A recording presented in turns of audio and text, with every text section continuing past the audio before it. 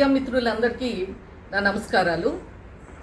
మనం అందరం కూడా చూసాం, మొన్న ఆగస్టు 15న ప్రధాని నరేంద్ర మోడీ గారు ఎర్రకోట నుంచి ఏదైతే స్వతంత్ర దినోత్సవ వేడుకల సందర్భంగా మొట్టమొదటిసారి పూర్తి వందే మాతరాన్ని మనం ఎర్రకోట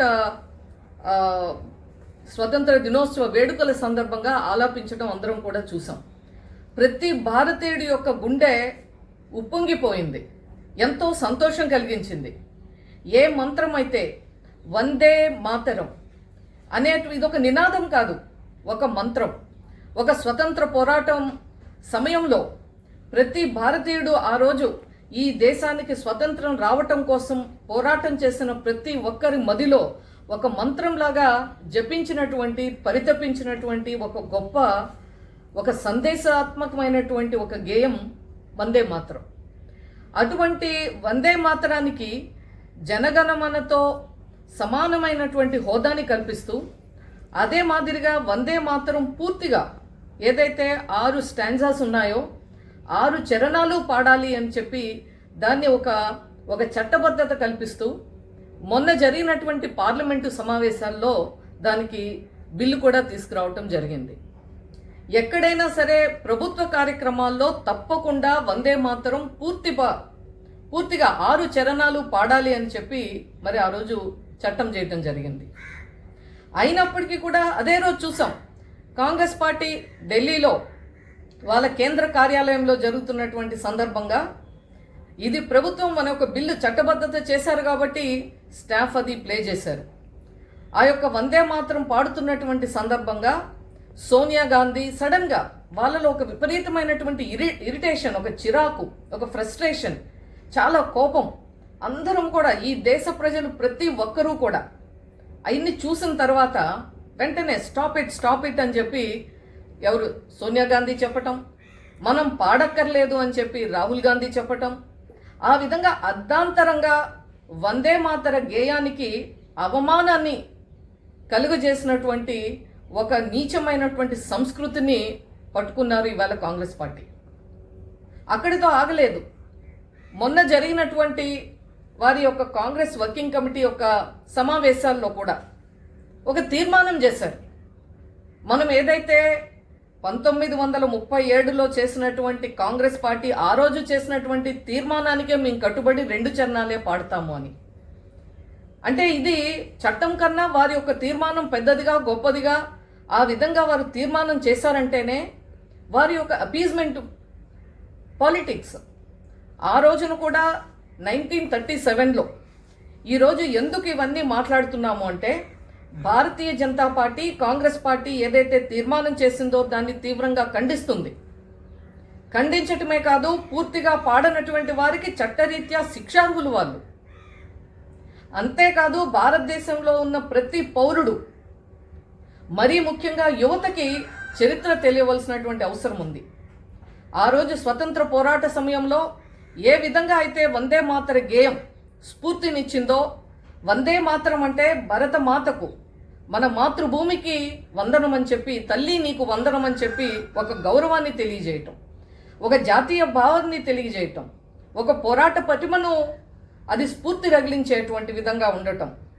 ఆ రోజు మహాత్మా గాంధీ చెప్పారు, ఇది ఒక సామ్రాజ్యవాద వైఖరికి వ్యతిరేకంగా ఈ యొక్క వందే మాతరం ఆ రోజు బంకిం చంద్ర చటోపాధ్యాయ రాశారు. ఇది ఏంటి, దీని గురించి పూర్తి వివరాలు నాకు తెలియనప్పటికీ నేను దీని పట్ల ఆకర్షితుడై నేను పాడాను దాన్ని అని చెప్పి ఆ రోజు మహాత్మా గాంధీ చెప్పినటువంటిది.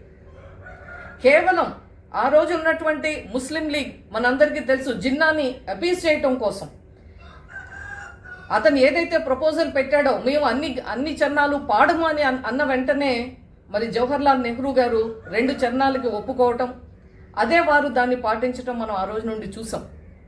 వారు ఆ రోజున ఏదైతే ఈ యొక్క రాజకీయం కోసం ఆ రోజు రాజీ పడ్డారో, అదే రాజీ పడ్డటువంటి ఆ యొక్క సన్నివేశాన్ని, వారి యొక్క భావజాలాన్ని ఇప్పటికీ కూడా కొనసాగిస్తాము అని చెప్పి వాళ్ళు తీర్మానం చేయటం చాలా బాధాకరం. మనకి తెలుసు, ఆ రోజు ఆ విధంగా చేసినప్పటికీ కూడా మత ప్రాతిపదికన 2 దేశాలుగా విడిపోవాలి అని చెప్పి భావించి 2 దేశాలు, పాకిస్తాన్ ముస్లిమ్స్ అంతా పాకిస్తాన్కి వెళ్ళిపోవాలని మనం ఆగస్టు 14న ఆ రోజు చరిత్ర మనందరికీ తెలుసు. అక్కడ ఉన్నటువంటి వారిని ఇక్కడికి ఆ రోజు కొన్ని లక్షలాది మంది భారత పౌరులు చనిపోయినటువంటి ఒక సంఘటన మనందరి కళ్ళ ముందు స్వతంత్రం గురించి మాట్లాడుకున్న ప్రతిసారి మనందరికీ అది గుర్తొస్తుంది. ఈ విధంగా జరగనప్పటికీ కూడా ఆ తర్వాత అదే రాజీ సిద్ధాంతాన్ని, అదే అపీస్మెంట్, అంటే కొన్ని మతపరమైనటువంటి వారి యొక్క ఓట్ల కోసం మనం వారి దగ్గర అవటం కోసం ఏదైతే మేము పాడము అని చెప్పి వందే మాతరం మేము పాడము అని చెప్పి కాంగ్రెస్ పార్టీ అంటుందో దీన్ని భారతీయ జనతా పార్టీ ఖండిస్తుంది. రేపు రాబోయే కాలంలో మొన్న జాతీయ కమిటీ కూడా భారతీయ జనతా పార్టీ వేయటం జరిగింది. దానికి సంబంధించి మొట్టమొదటి సమావేశంలో భారతీయ జనతా పార్టీ ఒక తీర్మానం చేయటం జరిగింది. ఆ యొక్క తీర్మానంలో ప్రతి ఒక్కరూ కూడా ఏదైతే ప్రభుత్వ కార్యక్రమాల్లో కానీ అలాగే ఈ దేశంలో ఉన్నటువంటి యువతకి, ఈ దేశ పౌరులకి ఈ యొక్క వందే మాతర గేయం యొక్క స్ఫూర్తి, దాని యొక్క అర్థం, దానిలో ఉన్న జాతీయ భావం, ఒక ఐక్యతా భావం, ఇవన్నీ కూడా ప్రజల్లోకి తీసుకెళ్ళాలి.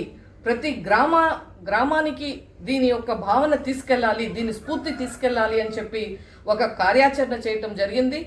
రాబోయే కాలంలో దీని గురించి 150 సంవత్సరాలు అయినటువంటి సందర్భంలో వందే మాతర గేయాన్ని రచించి 150 సంవత్సరాలు అయినటువంటి సందర్భంలో బిల్లు చేయటమే కాదు, చట్టబద్ధత కల్పించటమే కాదు, సమాన హోదా కల్పించటమే కాదు, గౌరవం కల్పించటమే కాదు, భావి తరాలకు ఈ యొక్క చరిత్ర తెలియవలసినటువంటి అవసరం ఉంది.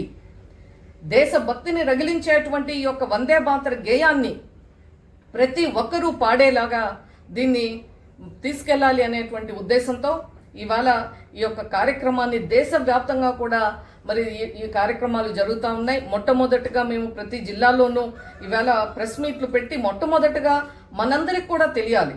ఇవాళ యువతకే కాదు, చాలా మందికి తెలియదు, చాలా మంది దాని యొక్క అర్థం తెలియదు.